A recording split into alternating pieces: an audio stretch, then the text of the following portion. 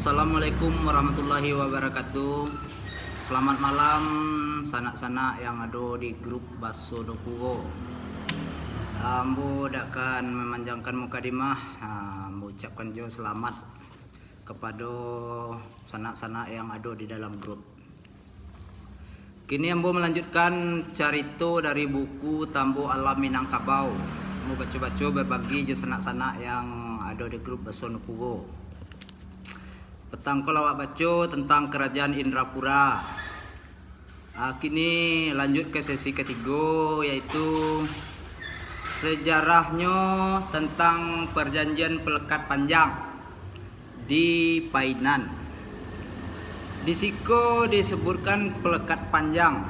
Buku cerita ko ambil dari buku Tambo Alam Minangkabau, karangan dari tulisan karya dari Datuk Tuah Tuang Payakumbuh. Nopugo lahwa urai di dalam bagian data dulu. Kini awak kisahkan beberapa daerah bagian pasisi barat Pulau Sumatera. Di Painan pada zaman dulunya ada juga barjo-rajo diambil dari keturunan ibu. Jadi serupa jo adat Minangkabau kini ko. Tapi adalah rajo nan diake basamu oleh anak negeri dengan cara demokratis. Sama dia rajo Kambang dipilih oleh kepala negeri Kampai nan Barampe.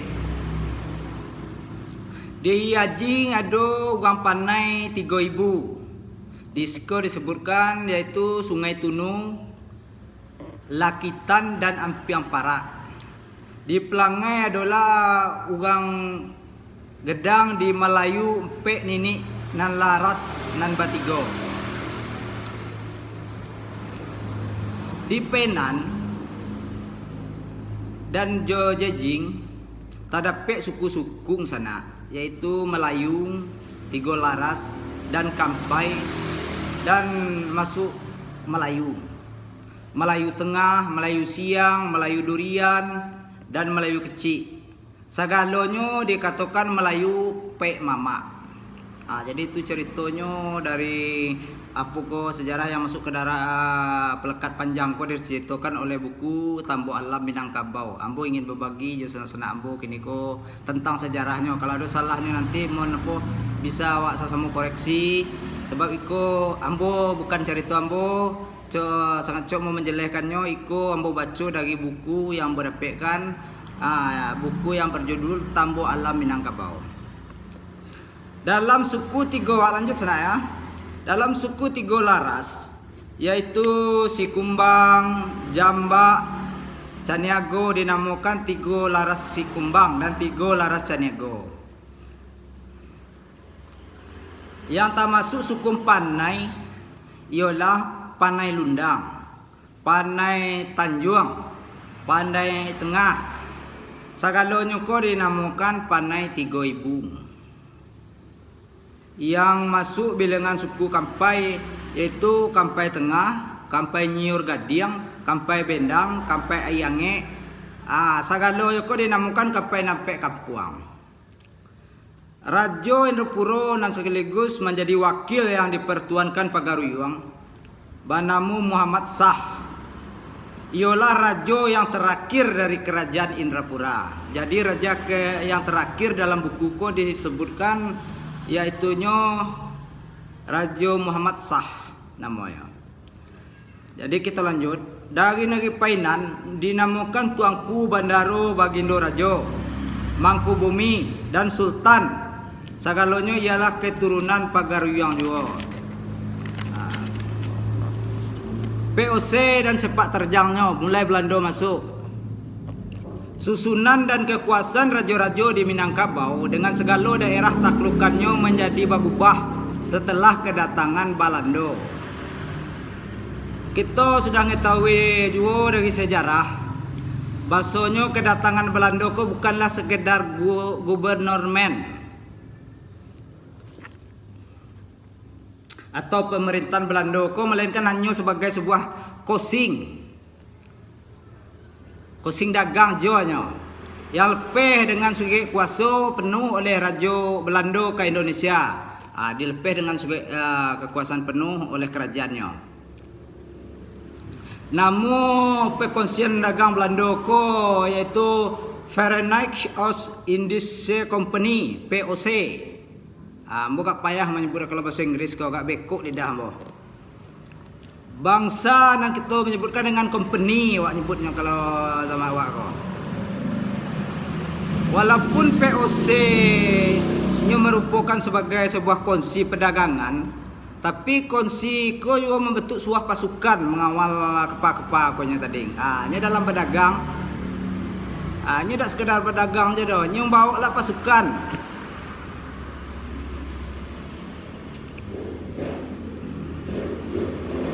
Dan dia membentuk pasukan untuk mengawal dagangannya dari serangan-serangan lawan dan juga menjaga keamanan selama nyu beroperasi di Indonesia. Usaha dagangnya ko bertambah maju dan tugas pasukan ko ia mengawal dan bertambah banyak. Kemudian ternyata pasukan VOC ko berusaha lah, bukan di dagang je dah, mencampuri soal-soal politik dalam negeri ngawak kau. Jadinya bukan sekedar berdagang VOC ko waktu tu. Awalnya ingin berdagang, sesudah itu mulai mencampuri urusan politik dalam negeri awak, masuk ke dalam rumah tangga awak.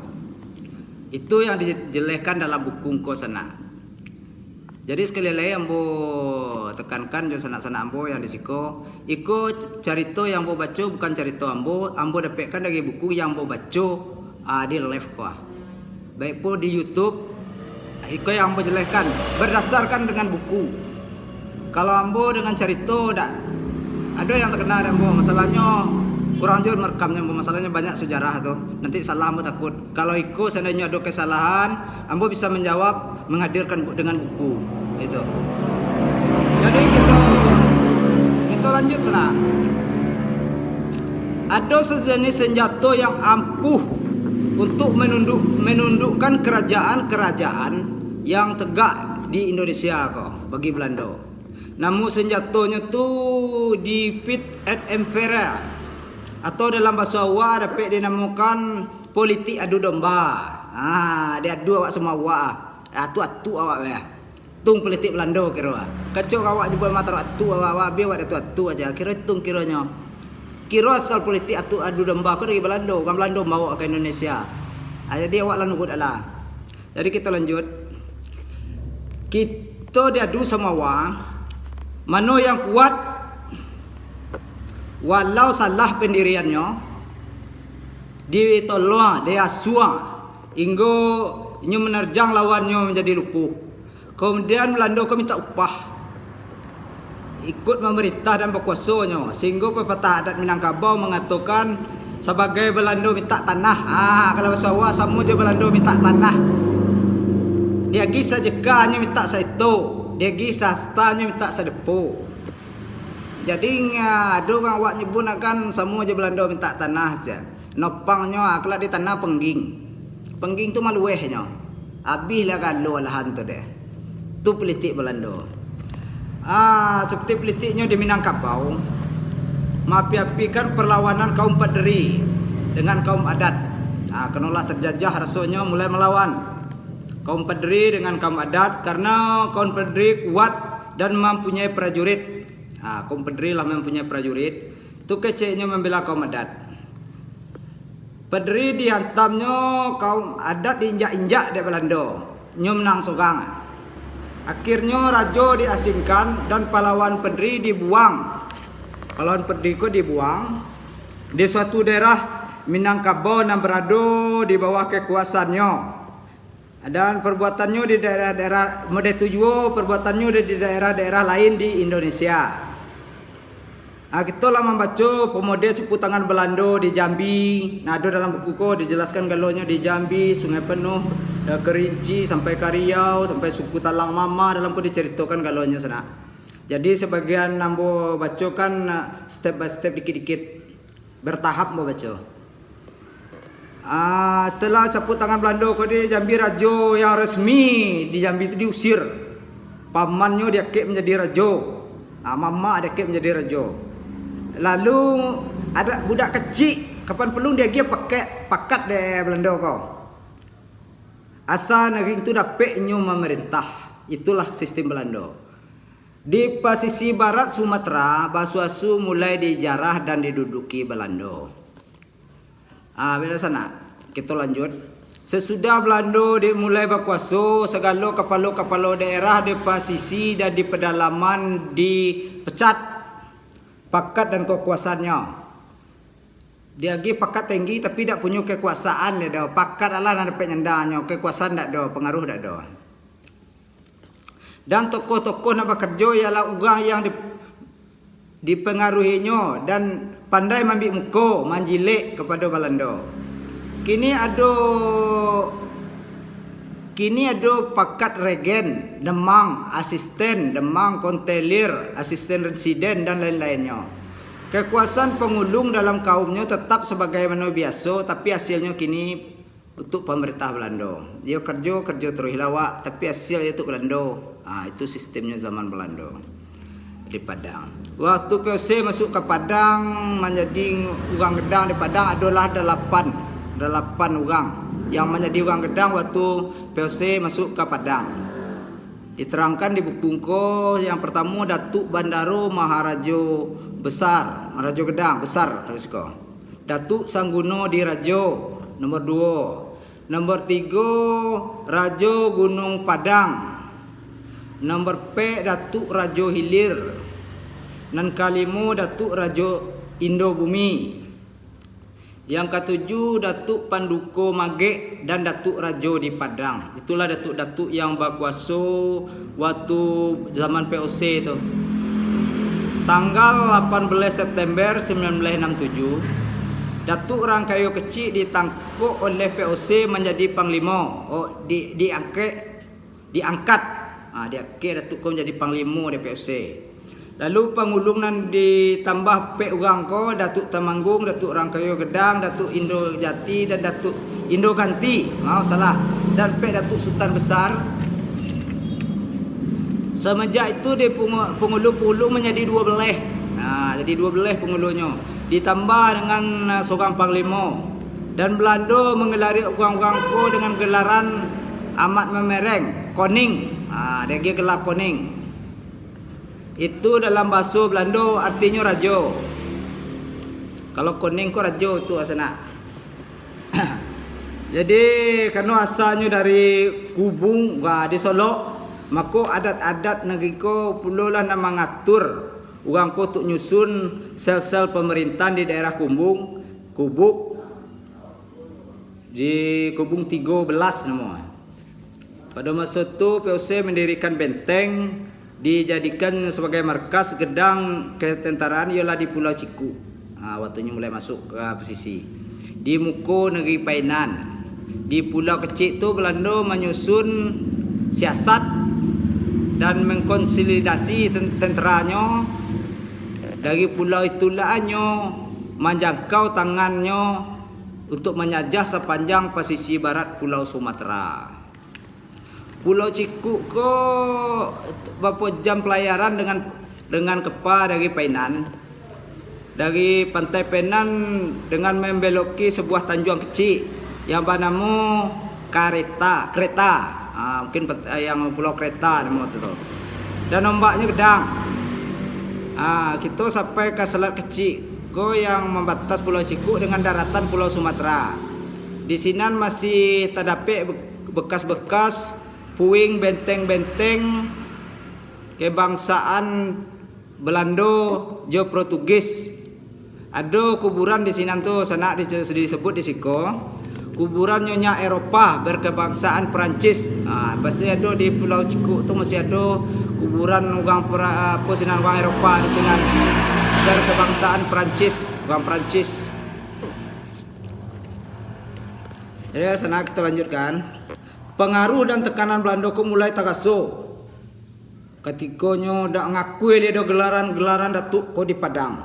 Dan digeti dengan gelaran biasa aja di bergelar pengulung. Ini terjadi pada tahun 1730 kejadian tu. Berapa gelaran pengulu yang masih ada waktu tu tinggal Sultan Amas nyalah panglima nyoke. Raja Gandam Bandaro dan gelaran penghuni dilekatkan pada Raja di Padang, Raja Hilir, Raja Julhai, Maharaja Lelo, Maharaja Indera, Mangek Setiarajo, Datuk Rakayo Raja Bujang, Malin Maharajo, Indra, Mangek Setiarajo, Datuk Kayo, Raja Bujang, Malin Kayo, Nan Kodo Setia dan Sinaro Pangkat. Itu namanya waktu itu. Orang-orang yang mula-mula menerima kedatangan Belanda di Padang ialah Datuk Rangkayo Kecil, Datuk Maharaja Besar, Raja Mansur, ialah Datuk dari Laras Bodi Canego dan lain-lainnya. Dari Laras Koto Piliang, orang gedang-gedang ko dipasu menerima kedatangan bangsa Belanda sebab waktu itu orang sedang bermusuh dengan Aceh. Nah, ko kembali waktu tu Aceh mulai pula berlawan dengan awak bagian Minang yang bagian pantai selatan. Serian penyabuan dari tentara Aceh, maka kepenilah yang dia orang paling. Ke sepo minta tolong leng dado. Ayo tapasu minta tolong ke Belanda ko orang Painan paling. Orang negeri awak ko dari Aceh ko sangat kuat. Dalam sejarahnya tentara Aceh ko prajuritnya sangat banyak sana. Awal lanjutkan buku-buku ko balik. Setelah company ko berada di Padang, dibuatlah selai surat perjanjian dengan orang-orang Gedang tadi.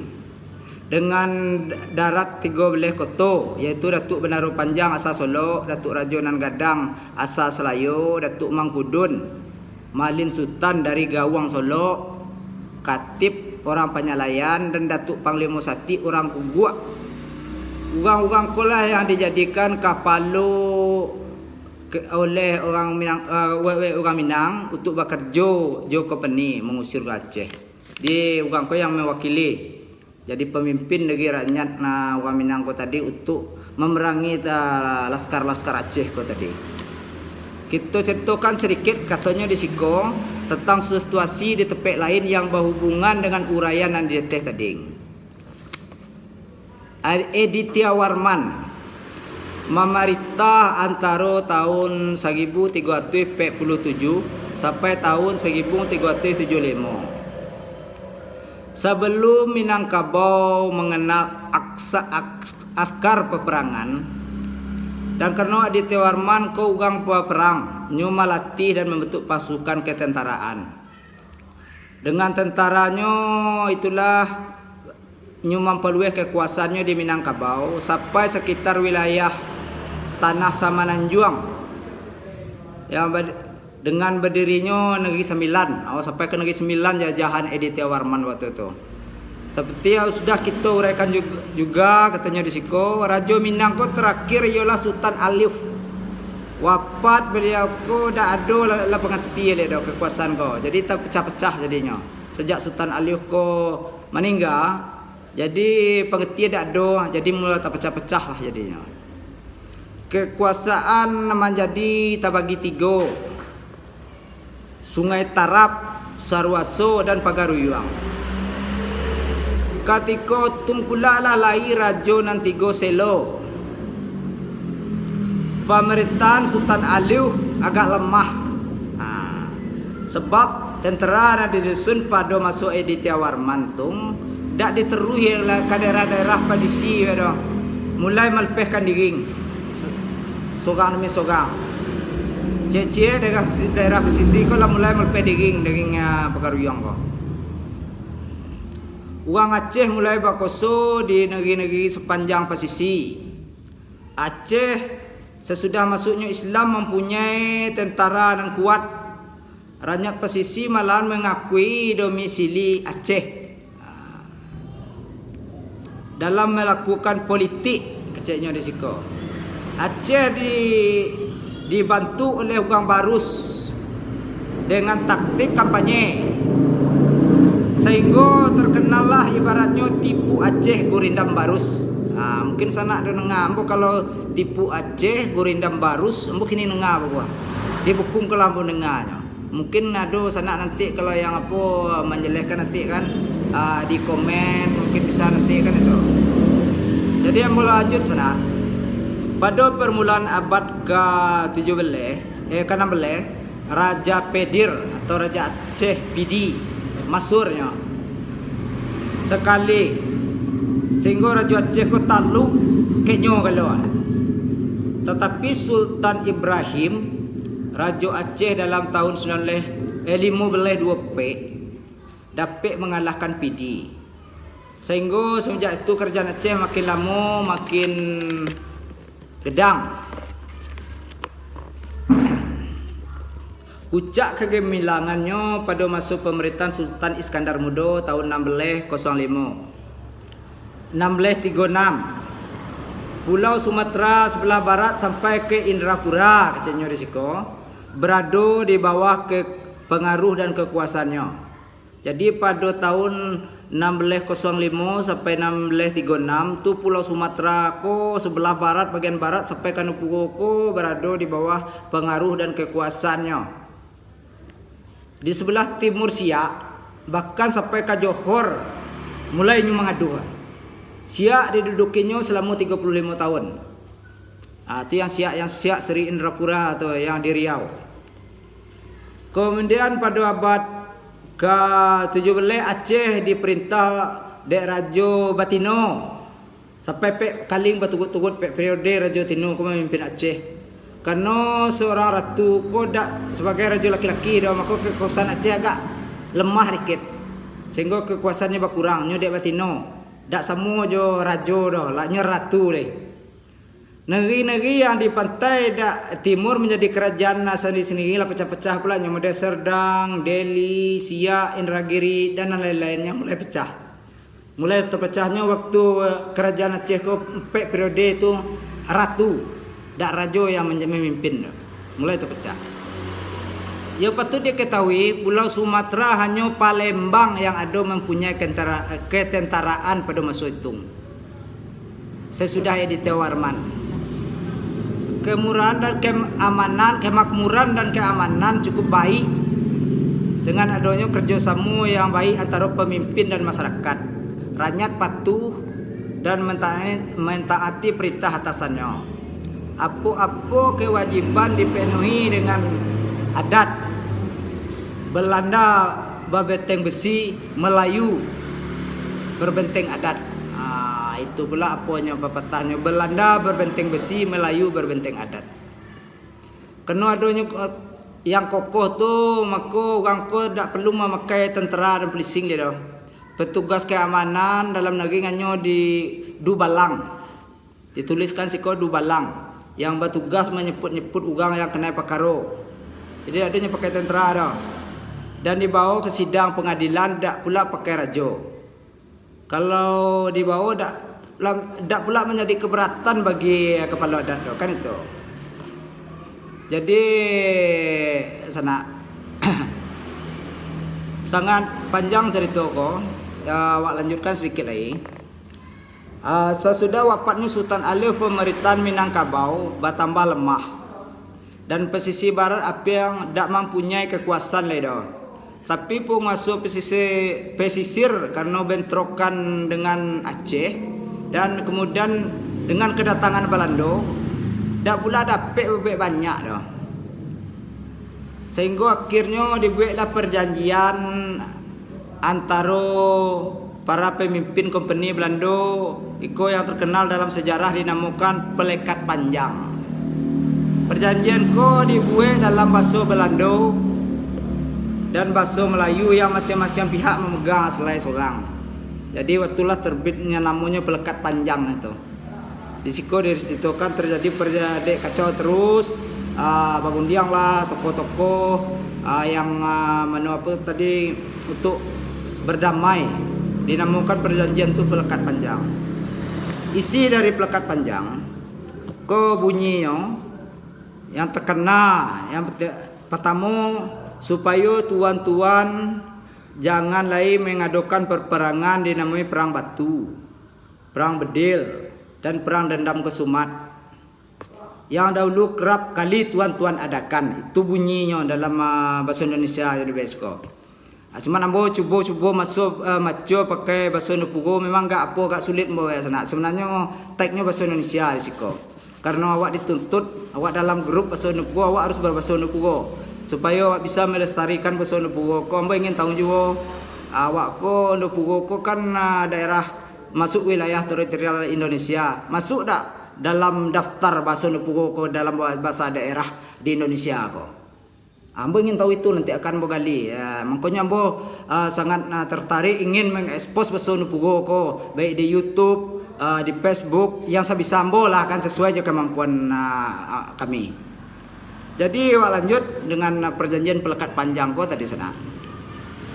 Kalau tuan-tuan meminta pertolongan kepada kami kecenya, putuskan dengan mufakat lebih dulu jo sagalo penghulu. Kalau ada juga laras atau negeri lain yang datang menyerang, akan kami tolong menghukum dan menyerang itu. Sebab kami tidak mau mencampur urusan kodo kecek balando, perjanjian pelekat panjang. Hanya untuk menjaga supaya tuan-tuan jangan dapat sangsaro dan supaya menjadi aman dan sentosa. Oleh sebab itu, sekali-sekali kubu-kubu yang ada di sekeliling negeri masing-masing kau dibuka supaya jangan terbit juga nafsu perang-perang ya leng. Itu isinya yang pertama.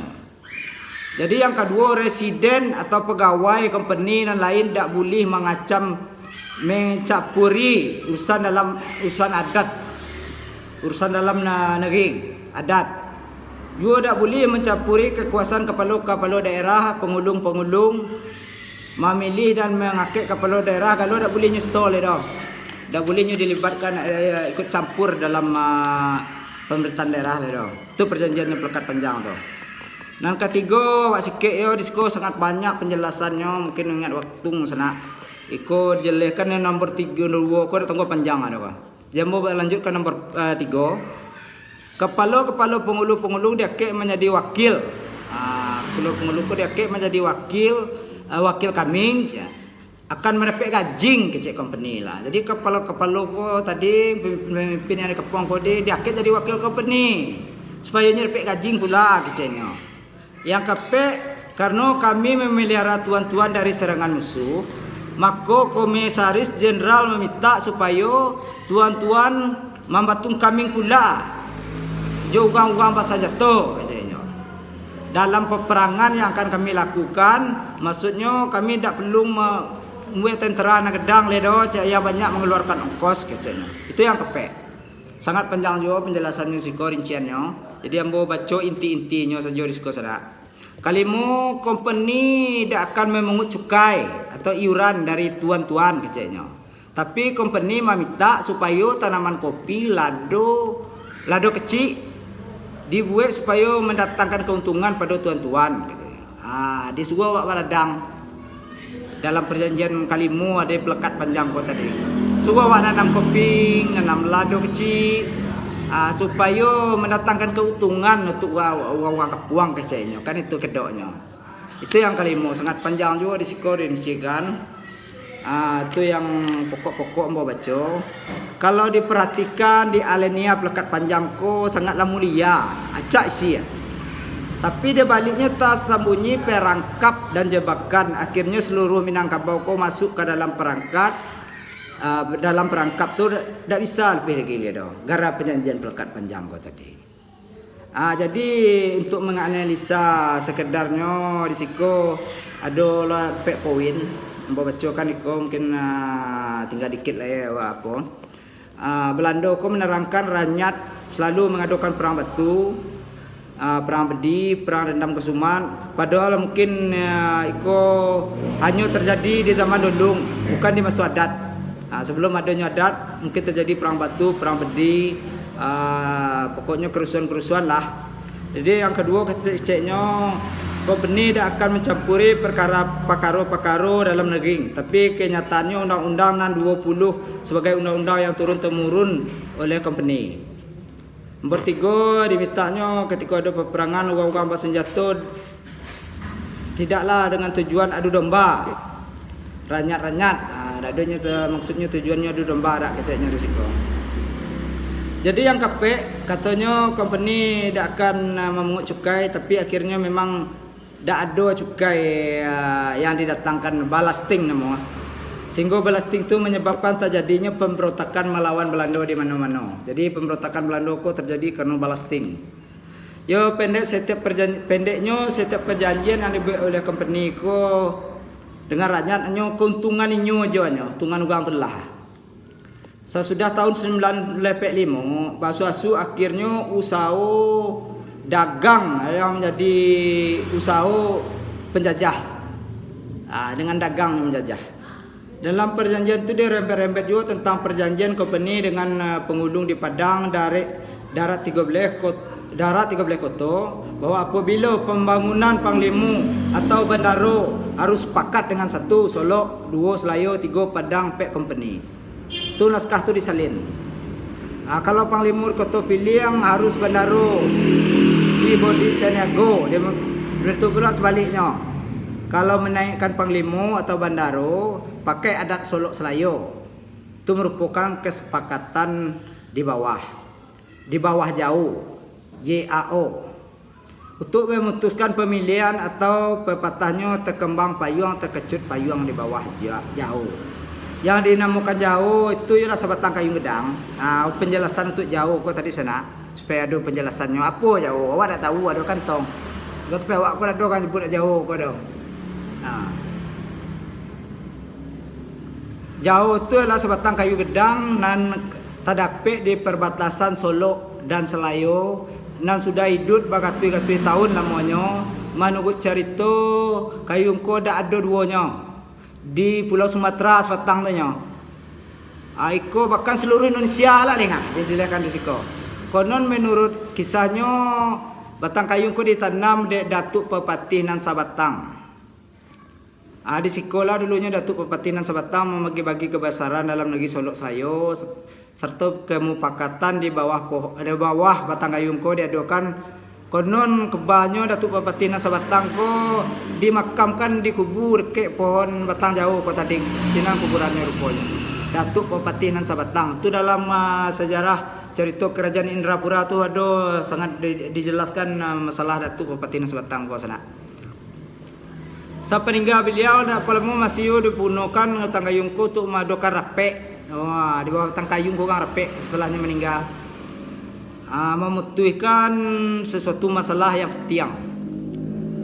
Sebab itulah mengambil keputusan mendirikan Panglima dan bandara di Padang diputuskan di bawah batang kayung ko. Karena seluruh pengulung-pengulung nan 13 itu berasal dari Solok Selayo. Kemudian pangkat Panglima diganti oleh Belanda dengan regen dan bandara. Jadi junjungan ada, tapi gelaran Datuk tu dah ada di Padang. Sebab-sebabnya tu kejadian tu bulan terkenal dengan sampiran sebuah patun kecil Jiko. 1 Solok, 2 Selayo, 3 Padang, 4 company. Salah benang lain manggilo, kok kunun kain sesek lagi. Jadi itulah dikit cerita tentang pelekat sumpah perjanjian pelekat panjang sana. Di Siko tinggalnya patun-patunnya leh.